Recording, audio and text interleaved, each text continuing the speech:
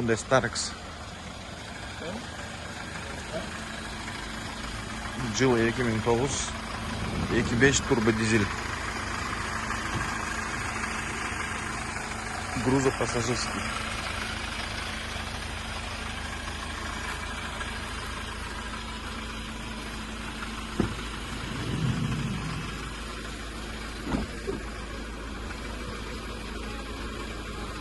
Коробка автомат.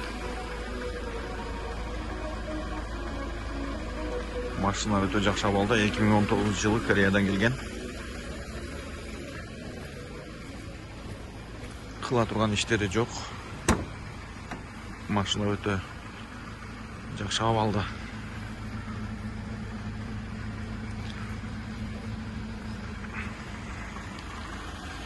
Төрт зимний баллон менен.